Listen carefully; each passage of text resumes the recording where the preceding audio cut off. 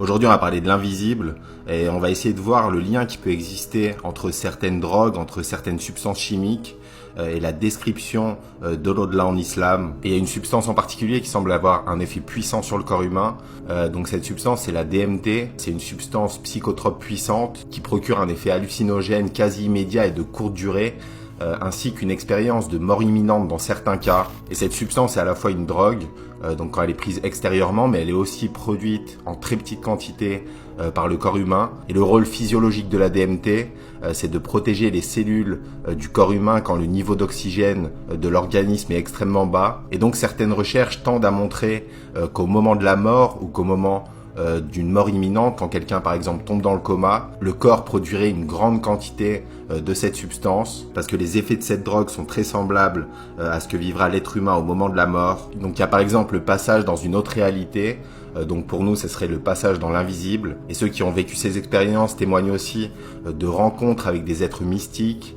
Donc ça pourrait être les djinns ou les anges. Il y a par exemple le cas de personnes qui ont vécu des accidents domestiques et donc qui ont frôlé la mort, qui ont été plongées dans le coma et qui racontent ce qu'ils ont vécu. Et au bout de cette lumière blanche, il y avait un halo. Et dans ce halo, il y avait des silhouettes. Et c'était mais que des personnes qui me connaissaient sur le bout des doigts, parfaitement bien. Moi, je ne les connaissais pas. Je n'avais pas le sentiment, en tous les cas, de les connaître. Donc ici, cette femme décrit une présence d'êtres de lumière, et elle dit aussi que ces êtres de lumière la connaissaient parfaitement, et les anges sont constamment avec nous, ils nous accompagnent partout et ils notent toutes nos actions.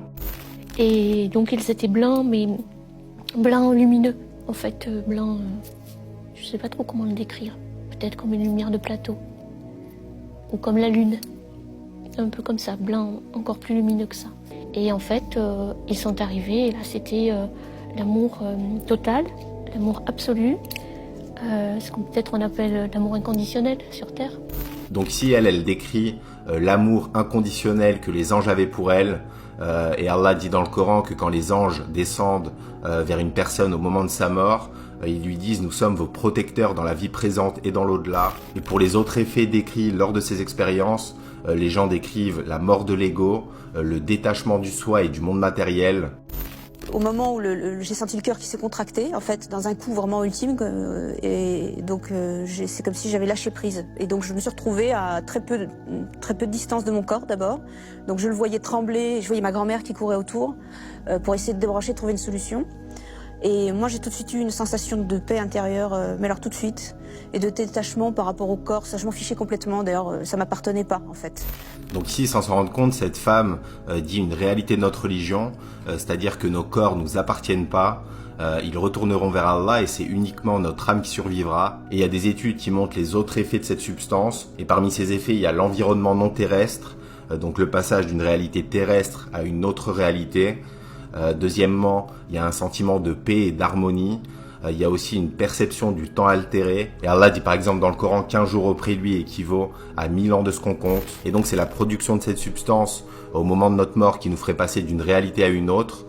Et dans le Coran, il y a un verset qui parle de ça. Allah dit « L'ivresse de la mort fait apparaître la vérité ». Et ici, Allah utilise le mot « ivresse ». Donc il utilise le même mot qui est utilisé pour le vin, pour l'alcool, pour les drogues. Et donc ça peut être une référence à la production en grande quantité par notre corps de cette substance, de cette drogue au moment de notre mort. Et donc après ce passage dans l'au-delà, c'est là que le jour du jugement commencera. Et là-dessus aussi, il y a un témoignage important d'un champion olympique de lutte et d'un combattant de MMA qui décrit son expérience avec la DMT.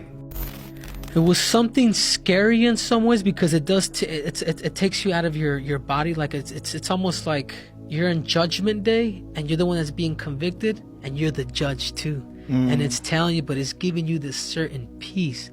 It's like you're so dead that you're alive. Donc lui aussi dit qu'il a été séparé de son corps. Et ensuite il dit quelque chose de très intéressant sur le jour du jugement. C'est-à-dire qu'il dit que c'est comme s'il se retrouvait au jour du jugement, qu'il était l'accusé mais qu'il était aussi son propre juge. Et dans le Coran, Allah dit « Lis ton écrit, aujourd'hui tu te suffis d'être ton propre comptable ». C'est-à-dire qu'on sera à la fois l'accusé, on nous posera des questions, mais on sera dans le même temps notre propre juge. Et donc son expérience correspond parfaitement à la description du jour du jugement qui est donnée dans le Coran. Et l'utilisation de la formule « l'ivresse de la mort » serait parfaitement adéquate, parce que ce serait littéralement une drogue qui serait produite en grande quantité et qui ferait apparaître la vérité. Et Allah est plus savant. Qu'Allah nous guide. Salam alaikum wa rahmatullah.